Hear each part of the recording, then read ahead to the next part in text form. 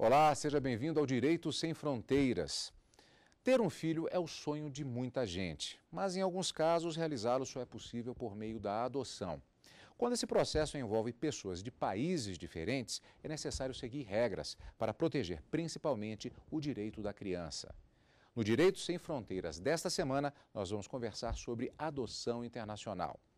Para falar sobre isso, os nossos convidados. Eu converso com o professor de Direito Internacional, Tagore Figueiredo, e com a secretária executiva da Comissão Distrital Judiciária de Adoção, Thaís Botelho. Você acompanha agora uma reportagem elaborada pela produção da TV Justiça sobre adoção no mundo.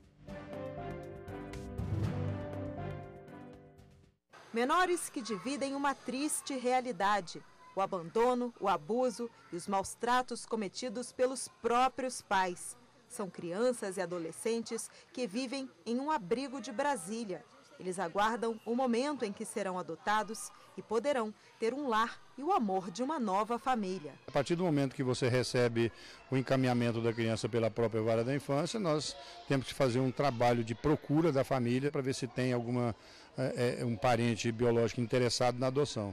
Se tiver, a gente procura fazer a reintegração da criança. Não tendo, é que a gente sugere à vara da infância a destituição do poder de família e colocação na família substituta. A situação dos menores deste abrigo é semelhante à de mais de 5.400 crianças e adolescentes com idades entre 0 e 17 anos que moram no Brasil e aguardam pela adoção. E segundo dados do Unicef, no mundo, cerca de 2 milhões de meninos e meninas estão à espera de um novo lar. Para garantir o bem-estar e a segurança desses menores, a Convenção da Haia proporciona o reconhecimento de padrões internacionais e intergovernamentais de adoção entre países. É um tratado multilateral entre 75 nações. A adoção internacional é reconhecida como um meio de oferecer uma família e um lar permanente à criança que não teve essa oportunidade no país de origem. A Convenção regula a cooperação entre os Estados-membros e garante o respeito dos direitos das crianças, evitando crimes como o rapto, a venda e o tráfico de menores. No Brasil e em Portugal, por exemplo, os princípios e salvaguardas da Convenção estão contidos na legislação reguladora da adoção internacional. Cada nação tem suas próprias leis sobre o tema. Os continentes africano e asiático são os principais destinos para os casais ocidentais. A Etiópia é o país com maior número de crianças adotadas por americanos e australianos. Segundo a lei etíope, nenhuma criança que tenha ao menos um dos pais pode participar desse processo.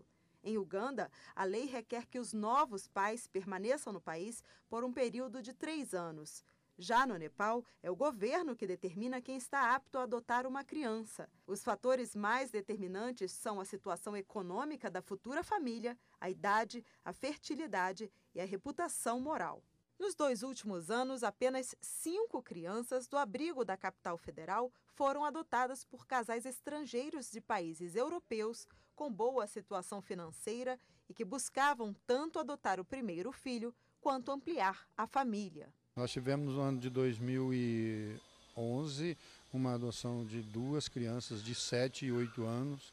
A cor não é aquela daquele pré-requisito que tem aqui, ela foi uma adoção atípica, ou seja, ela não foi dentro da tempestividade que se espera, né, que já estava no abrigo há muito tempo.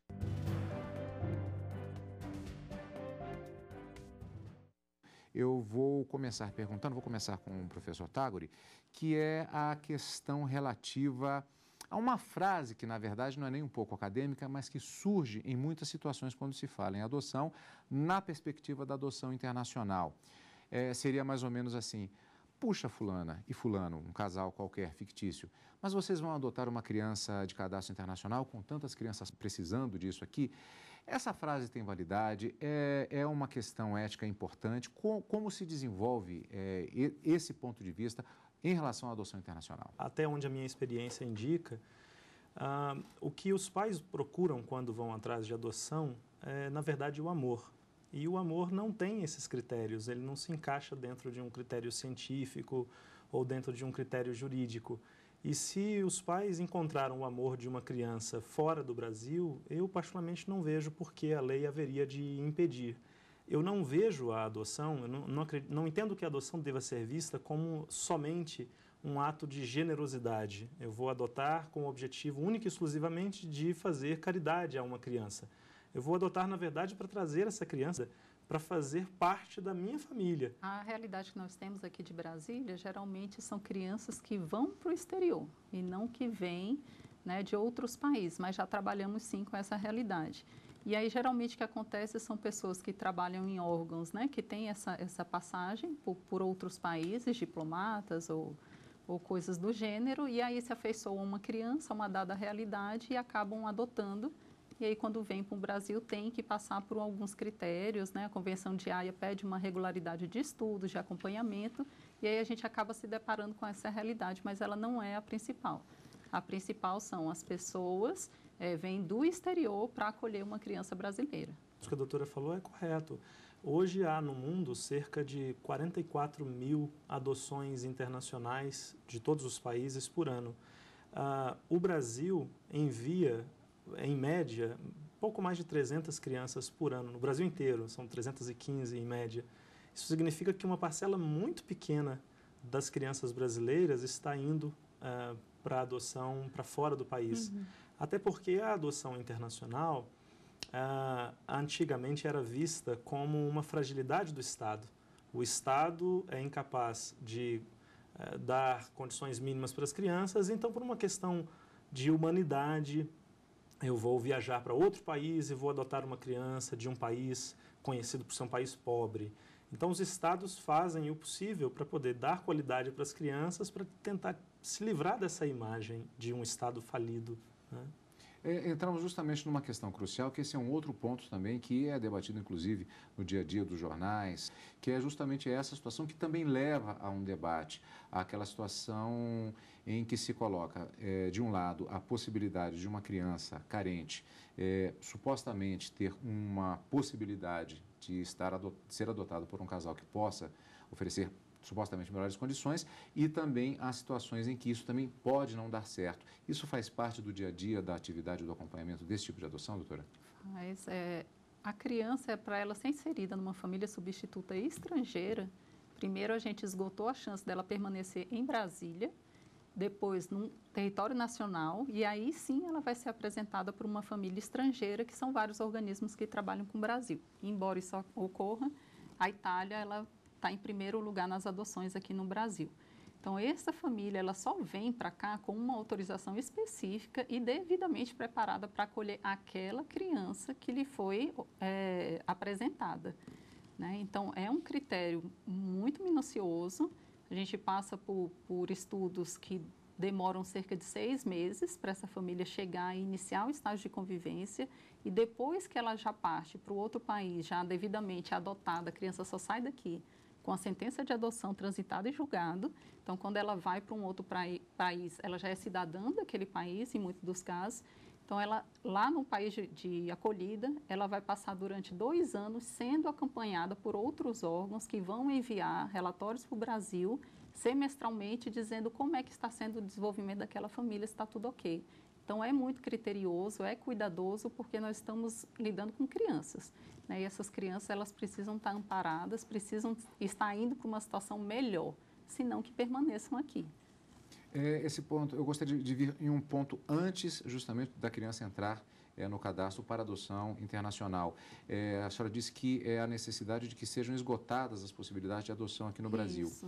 Há muitas crianças que passam por todo esse estágio e são passíveis de adoção por estrangeiros, no caso de Brasília especificamente, por exemplo? Se eu não me engano, hoje nós temos 70 crianças e adolescentes disponíveis para adoção internacional.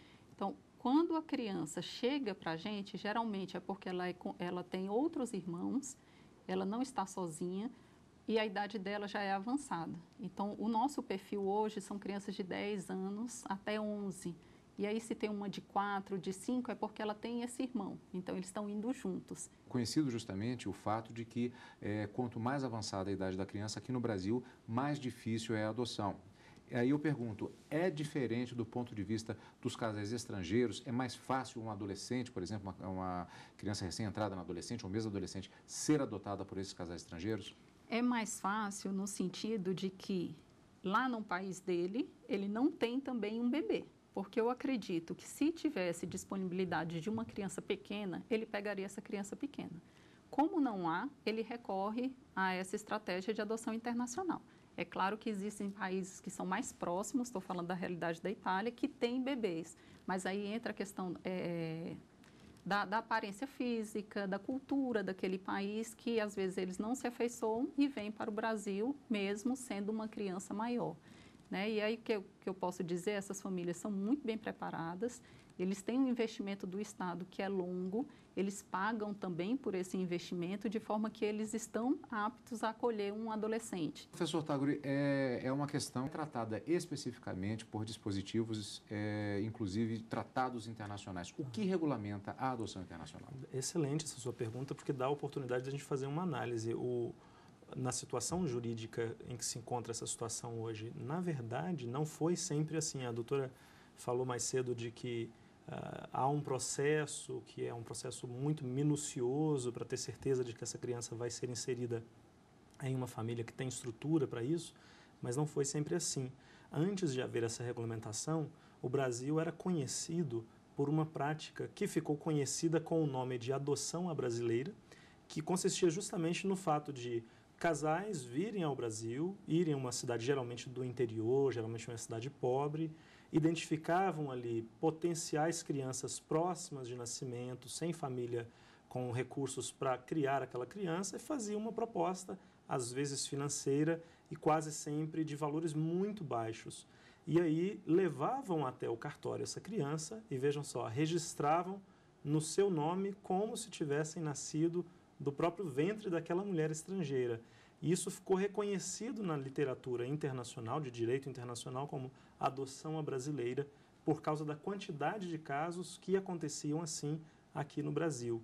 Depois da regulamentação da Convenção Internacional, da qual o Brasil, inclusive, é subscritor, essa situação ficou completamente diferente. E hoje, o casal estrangeiro que deseja adotar uma criança, ele não vai diretamente para o país. Ele primeiro se registra num organismo especializado lá no seu país de origem, esse órgão encaminha toda a documentação para a autoridade central brasileira, ou pode encaminhar diretamente para as autoridades nos estados, como é o caso do órgão que a doutora trabalha, e depois de um processo minucioso de investigação, é que dá-se entrada na adoção de fato. Então, todo esse procedimento tornou-se mais lento, mais burocrático, por isso a quantidade de crianças que chegam até a adolescência sem terem conseguido um lar substituto, mas pelo menos com esse preço da morosidade nós estamos comprando a segurança jurídica de ter certeza de que a criança vai de fato ser acolhida num lar. Eu só queria voltar num ponto lá atrás, porque geralmente quando os casais vão adotar, eles têm a expectativa de que eles estão fazendo um gesto de generosidade, um gesto muito grande, e de que eles precisam escolher a criança e colocar a criança no seio da família. O que eles não esperam, em muitos casos, é que a criança também faz um processo de adoção. A criança também precisa escolher aquela família. Vamos continuar aprofundando o nosso tema de hoje logo depois do intervalo. Vamos a uma pequena pausa e voltamos já com o Direito Sem Fronteiras. Vem aí o Congresso Brasil-Alemanha de Teoria do Direito e Direito Constitucional, Conceito e Aplicação do Direito em Robert Alexy, na Universidade Federal de Minas Gerais, em Belo Horizonte, nos dias 10, 11 e 12 de fevereiro. Informações e inscrições no site www.cedim.com.br.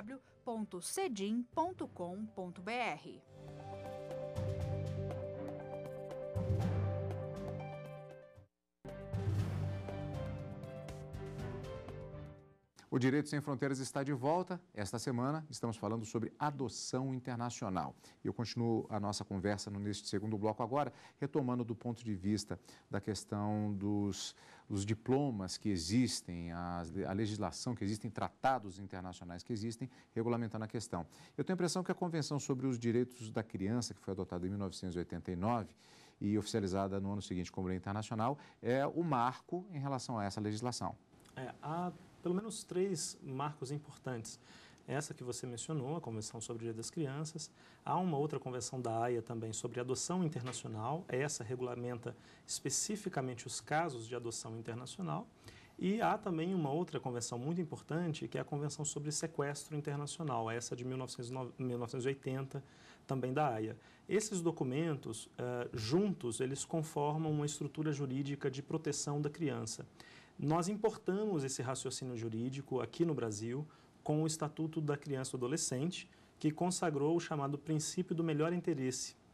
Esse princípio, que já estava consubstanciado nessas normas internacionais, quer dizer que numa situação de direito de família, quer seja uma adoção internacional ou um caso de subtração internacional de menores, em qualquer situação jurídica em que haja o interesse de uma criança envolvido, esse interesse é superior aos interesses das pessoas. É por isso que no procedimento jurídico, em todo momento, o juiz da causa, a autoridade administrativa, a autoridade central administrativa, judiciária, sempre vai fazer todo o acompanhamento para ter certeza de que os interesses da criança é que estão sendo preservados naquele caso de adoção. Como um casal estrangeiro que quer adotar uma criança, ele entra em contato com, no caso, vamos pegar o exemplo específico do Distrito Federal, para saber se há disponibilidade e manifestar o interesse da adoção de uma criança ou adolescente? O casal, ele tem que se habilitar nacionalmente no país dele, e aí, após isso, ele pede uma autorização para também poder fazer a adoção internacional. Geralmente, são organismos que representam aquele país, eles têm a liberdade de trabalhar com a adoção internacional, e aí tem um banco de famílias disponíveis com vários perfis. Então, a gente faz esse casamento. Eu trabalho com organismos. Doutor Tauro, por favor. É claro, só complementando que esses organismos de que a doutora falou são entidades não governamentais que se dedicam ao processo de auxílio, de auxiliar esse processo de adoção internacional. O Brasil hoje tem, a não ser que a informação atualizada seja diferente, são 26 organismos não governamentais cadastrados na Autoridade Central Federal Brasileira. E eles ficam, inclusive, em outros países. Então, o casal procura esse organismo que vai auxiliar durante todo esse processo. O que é, inclusive, um grande avanço, porque em alguns outros países não existe essa forma tão organizada que nós temos aqui, e os pais acabam ficando muitas vezes nas mãos de advogados ou de despachantes ou de pessoas que não têm o envolvimento com o Estado, né? Têm interesses privados nesse processo. Na China, por exemplo, pode-se gastar de 25 mil a 50 mil reais para a adoção de uma criança, enquanto no Brasil, como é o Estado que está organizando tudo isso, o processo é gratuito. Os pais não arcam com nenhuma custa judicial. A doutora tem acompanhado justamente essa questão da adoção e há exatamente essa preocupação. Na verdade, o termo que podemos utilizar é tráfico de crianças, em muitas situações, na verdade, é o que tem acontecido. Isso é claro. Uma realidade. Essa estrutura, esse, de certa forma, enregimento, esse acompanhamento mais diuturno por parte do Estado, isso tem garantido com que os processos de adoção venha ocorrendo já há algum tempo de uma maneira menos traumática até mesmo do que era há alguns anos? Com certeza. Até agora, nós falamos apenas de trâmites processuais, burocráticos. E a criança? Né? Como é que eu estou numa realidade? Geralmente, os abrigos eles estão situados em comunidades mais carentes. Eles vêm de uma família que tem também carências econômicas. E aí, de uma hora para outra, eu vou para uma família que não fala a minha língua, que é num outro país, uma outra cultura. Então, que olhar eu vou dar para essa criança? Qual o espaço de fala que eu garanto para ela? Então, nós temos trabalhado cerca de 2, 3 meses antes da chegada dessa família, com uma criança, dando espaço de voz para ela, construindo referencialmente para ela qual vai ser a realidade futura, para que quando essa família chega, já esteja um campo preparado. Emocionalmente, essas crianças já estão mais aptas para dizer sim para essa nova realidade, porque é muito brusca a diferença de se viver aqui e você ir para a Europa ou para qualquer outro país. Quem acompanha essas crianças nesse processo? Que tipo de técnico acompanha esse processo de adaptação? Aqui no Brasil? Sim. Aqui no Brasil, na Comissão Distrital Judiciária de Adoção, que é onde eu trabalho, nós temos assistentes sociais e psicólogos, né? Então, somos nós que fazemos esse acompanhamento com a criança e quando a família chega ao Brasil, também continuamos fazendo o acompanhamento. Porque nós funcionamos, como a gente diz, como um objeto de transição. A criança consegue se afeiçoar aos técnicos e aí ela sai do abrigo e como ela está afeiçoada a mim, eu consigo transportá-la para uma outra família, que depois vai para um outro país. Então, são gradações que a gente pede, que a gente constrói com essa criança para que ela tenha a possibilidade de realmente fazer parte daquela família. Porque se ela for para um outro país e não der certo, ela vai ser abrigada naquele país, ela não retorna para o Brasil. Então, seria muito cruel deixar que uma criança não estando, né, prontamente, emocionalmente preparada, sair daqui. Né? Então, tem todo esse cuidado. Professor Taguri, é só com relação a um dispositivo que a Convenção sobre os Direitos da Criança são 193 países, salvo melhor informação, que ratificaram. É uma grande quantidade de nações, é uma grande quantidade de realidades totalmente diferentes. Esse sistema brasileiro atualmente ele é elogiado. Nem sempre o que acontece lá fora é com o mesmo tipo de acompanhamento. Exatamente. Aí, por exemplo, um assunto que foi levantado agora há pouco foi sobre o tráfico de pessoas. Há já uma normativa internacional, uma convenção internacional que regulamenta essa situação, ela chama-se Protocolo de Palermo, que dispõe sobre o crime de tráfico internacional de pessoas. Então, se a situação for uma adoção mascarada, na verdade for um tráfico de crianças para fins de exploração de qualquer natureza, aí a situação fica muito severa porque invade já a seara criminal. Em países onde não existe essa regulamentação, onde não existe esse acompanhamento do Estado, os casos de denúncia são evidentemente muito altos, porque onde falta o Estado para fiscalizar, os interesses privados acabam se sobrepondo. E aí a gente tem casos de despachantes, que são, na verdade, pessoas que utilizam de má fé, vão até famílias muito pobres, em situação muito complicada, e fazem ofertas financeiras, ou, em alguns casos, até mesmo sequestram essas crianças, o que, enfim, aconteceu recentemente no Brasil, porque não aconteceria em outros lugares também. Então, por isso, a importância não só da regulamentação jurídica, mas da atuação incisiva do Estado, de acompanhar todo esse processo, inclusive até depois que ele termina. Já eu gostaria de perguntar a ambos a respeito do pior dos mundos, ou seja, o caso, as situações em que o processo não dá certo. Mas antes, um ponto específico, que falamos a respeito justamente do fato de que temos realidades bastante diferenciadas entre os países, entre as famílias que são de países diferentes envolvidas nesse processo. Existe na previsão legal algum tipo de questão relativa à preservação de laços culturais, ou quando a criança ela é encaminhada para um outro país, para um casal de um outro país, para pais adotivos de uma outra nação, eles podem criar a criança da maneira que quiserem? Como se dá isso? Olha, uma questão importante que a Convenção coloca é que quando esse processo de adoção todo acontece, ele deve ser precedido de toda essa tentativa de inserção da criança em laços regionais ou nacionais. Então, quando a criança é colocada à disposição da adoção internacional, subentende que ela já não pode ser adotada na sua comunidade local, nem no seu município, nem no seu estado, nem no Brasil. Logo, essa transição para outra cultura, ela já tem esse processo que nos dá essa garantia.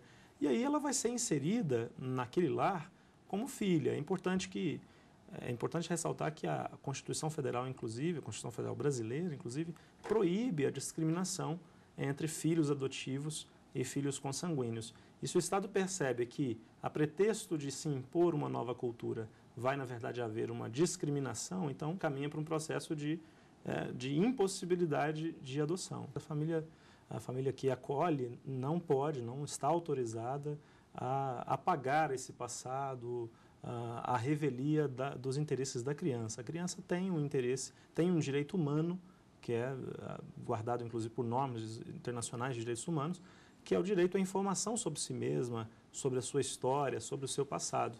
E, muito embora haja uma sobreposição cultural que é natural da convivência, essa sobreposição não pode ser imposta. Há um acompanhamento de pós-adoção, assim, como fica a situação da criança. Como é feito esse acompanhamento? O que acontece quando se verifica que algo não deu certo? Então, o mesmo organismo que me apresentou a família é o responsável por acompanhar essa criança fora do Brasil. Nos casos que não dão certo, e aí são poucos os casos, pelo menos que eu conheço, ao longo da história das autoridades, se eu salvo engano, foram 9 casos de insucesso recentes. as crianças permanecem naquele país e aí vão para a tutela do Estado da forma que ocorre lá, ou vão para abrigos ou para famílias acolhedoras. De qualquer forma, vão ficar no país de acolhida. E isso é muito ruim para ela, ela não volta para o Brasil. Muito obrigado pela participação de ambos. Eu conversei com o professor de Direito Internacional, Tágore Figueiredo, e a secretária executiva da Comissão Distrital Judiciária de Adoção, Thaís Botelho. E você pode ajudar a fazer o programa. Mande a sua sugestão para a nossa equipe. O endereço é direitosemfronteiras@stf.jus.br. E para rever o programa, acesse o site www.tvjustiça.jus.br. Semana que vem tem mais. Até lá. Tchau.